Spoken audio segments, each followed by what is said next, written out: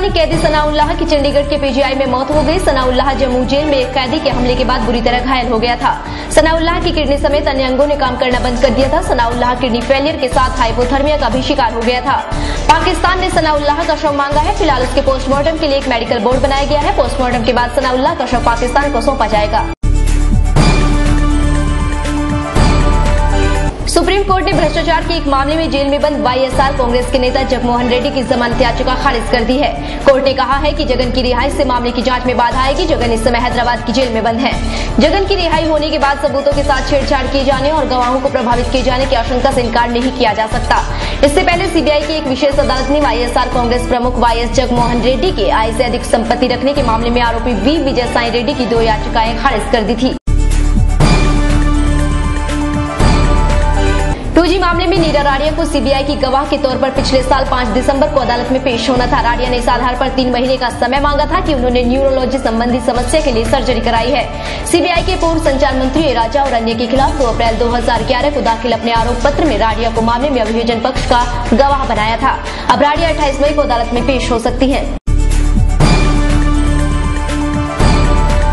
भारतीय विदेश मंत्री सलमान खुर्शीद का 2 दिवसीय चीन दौरा आज से शुरू हो गया है। खुर्शीद चीन के दौरे पर रवाना हो गए। अपने चीन के दौरे के समय खुर्शीद चीन के विदेश मंत्री वांग यी और चीन के नए प्रधानमंत्री ली केकियांग से मुलाकात करेंगे।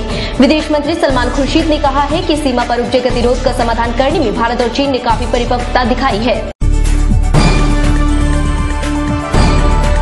कोलगेट और रेल घूसकांड पर पीएम, कानून मंत्री और रेल मंत्री के इस्तीफे की मांग, साथ ही कुछ अन्य मुद्दों को लेकर विपक्ष के भारी हंगामे के बीच लोकसभा को अनिश्चितकाल के लिए स्थगित कर दिया गया है।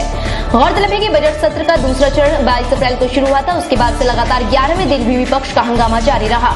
हंगामे की वजह से प्रश्नकाल नहीं हो पाया तो पहले लोकसभा की कार्यवाही को दोपहर 12 बजे तक के लिए स्थगित कर दिया गया था। हालांकि कार्यवाही फिर से शुरू होने के बाद विपक्षी दल के सदस्य अध्यक्ष के आसन के पास आकर नारेबाजी करने लगे, जिसके बाद लोकसभा को अनिश्चितकाल के लिए स्थगित कर दिया गया। रेल मंत्री पवन बंसल के भांजे विजय सिंगला के नजदीकी अजय गर्ग ने रेल घूसखोरी के मामले में पटियाला हाउस कोर्ट में सरेंडर कर दिया है।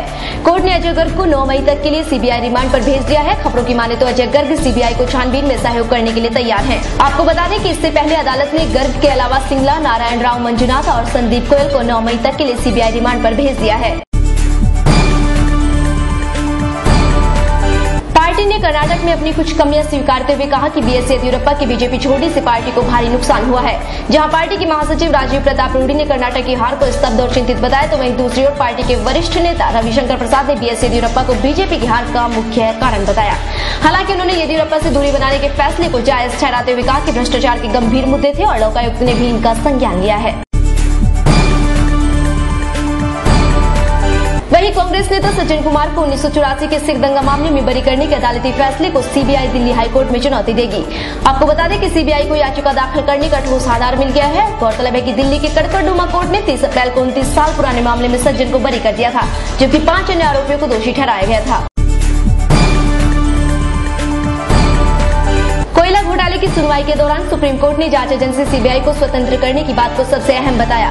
हालांकि स्टेटस रिपोर्ट में सरकार की ओर से किए गए बदलाव की वजह से रिपोर्ट का भाव बदल जाने से सुप्रीम कोर्ट ने सीबीआई डायरेक्टर रंजीत सिन्हा और कानून मंत्री अश्विनी कुमार सहित अन्य अधिकारियों पर कड़ी नाराजगी जाहिर की। 3 जजों की बेंच ने साफ कहा कि सीबीआई का काम जांच करना है, न कि अलग मंत्रालयों में जाकर रिपोर्ट दिखाना। दिल्ली विश्वविद्यालय में स्नातक में प्रस्तावित 4 वर्षीय पाठ्यक्रम के विरोध में दिल्ली उच्च न्यायालय में जनहित याचिका दायर की गई है। दिल्ली उच्च न्यायालय के मुख्य न्यायाधीश ने डीयू को नोटिस जारी कर जवाब तलब किया है। अब इस मामले की सुनवाई 15 मई को होगी। संभावना सोसाइटी की ओर से दायर जनहित याचिका में कहा गया है कि डीयू एकेडमिक काउंसिल और एग्जीक्यूटिव काउंसिल ने 4 वर्षीय पाठ्यक्रम लागू करते वक्त नेत्रहीन छात्रों को ध्यान में नहीं रखा है। उत्तर प्रदेश के मुख्यमंत्री अखिलेश यादव ने केंद्र सरकार को मेट्रो सेवा विस्तार के लिए परियोजनाओं को जल्द शुरू करने का आग्रह किया है। केंद्रीय शहरी विकास मंत्री कमलनाथ को लिखे खत में अखिलेश ने अनुरोध किया है कि दिल्ली के दिलशाद गार्डन से गाजियाबाद के नए बस अड्डा तक, नोएडा के कालिंदी कुंज से बोटनिकल गार्डन तक और नोएडा से ग्रेटर नोएडा तक मेट्रो सेवा विस्तार की परियोजना को तत्काल मंजूर किया जाए, जिससे इस संबंध में आगे की कार्यवाही सुनिश्चित हो सके। पाकिस्तान के पूर्व क्रिकेटर और पाकिस्तान तहरीक-ए-इंसाफ पार्टी के प्रमुख इमरान खान एक चुनावी रैली के दौरान स्टेज पर चढ़ते वक्त एक अस्थायी लिफ्ट से गिर गए और घायल हो गए। आपको बता दें कि ये चुनावी रैली लाहौर में हो रही थी। डॉक्टरों की माने तो अभी इमरान को कुछ दिनों के लिए आराम की जरूरत है। रिजर्व बैंक के गवर्नर डी सुब्बाराव ने कहा है कि केंद्रीय बैंक परीक्षण के तौर पर जल्द ही प्लास्टिक का नोट जारी करेगा। कागज के नोट के मुकाबले प्लास्टिक के नोट ज्यादा चलते हैं, जिसकी वजह से रिजर्व बैंक ये कदम उठा रहा है। विश्वविद्यालय के बिजनेस स्कूल के छात्रों के साथ बातचीत में सुब्बाराव ने कहा कि वो प्लास्टिक के नोट लाने की कोशिश में जुटे हैं। इसे परीक्षण के तौर पर पेश करने पर विचार कर रहे हैं और अगर ये सफल होता है तो इसे पूरे देश में जारी किया जाएगा।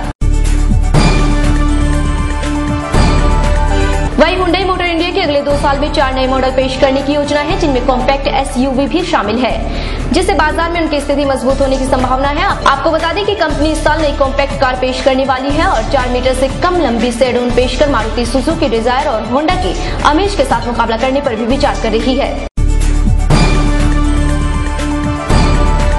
उपकप्तान VR रघुनाथ और फॉरवर्ड SV सुनील के गोलों से भारत ने नीदरलैंड को उसी के मैदान पर हॉकी मैच में 2-0 से पराजित किया है। आपको बता दें कि भारतीय टीम जून में नीदरलैंड के रोटरडम में होने वाली FIH पुरुष हॉकी लीग राउंड 3 सेमीफाइनल की तैयारी के लिए इस समय नीदरलैंड के दौरे पर है। ओलंपिक पदक विजेता विजेंद्र सिंह के हेरोइन के कथित इस्तेमाल के मामले में पंजाब पुलिस की याचिका स्थानीय अदालत ने खारिज कर दी। याचिका में हेरोइन बरामदगी के मामले में विजेंद्र सिंह के बालों और उंगली के नाखूनों के नमूने लेने का निर्देश देने की मांग की गई थी। नाडा के परीक्षण में विजेंद्र की जांच नेगेटिव पाई गई, लेकिन पंजाब पुलिस ने इसे स्वीकार करने से इनकार कर दिया था और 3 अप्रैल को फतेहगढ़ साहिब अदालत की शरण ली थी। फिल्म यमला पगला दीवाना 2 के संगीत लॉन्च पर बीते दिन एक शानदार पार्टी रखी गई, जहां बॉलीवुड की कई फिल्मी हस्तियों ने शिरकत की। आपको बता दें कि पार्टी में फिल्म के मुख्य कलाकार सनी देओल और बॉबी देओल ने अपने पिता धर्मेंद्र के साथ इस गाने मैं ऐदा ही नचना पर झूमकर डांस किया। गजेंद्र अहिर की निर्देशित फिल्म अनुमति ने न्यूयॉर्क इंडियन फिल्म फेस्टिवल में बेस्ट फीचर फिल्म का अवार्ड हासिल किया है। यही नहीं, इस फिल्म की कामयाबी में एक और पहलू जोड़ा विक्रम गोखले ने, जिन्हें इस फिल्म में बेहतरीन रोल के लिए बेस्ट एक्टर का अवार्ड मिला है। गौरतलब है कि अनुमति के अलावा डायरेक्टर हंसल मेहता को भी फीचर फिल्म शहीद के लिए बेस्ट डायरेक्टर का अवार्ड दिया गया है।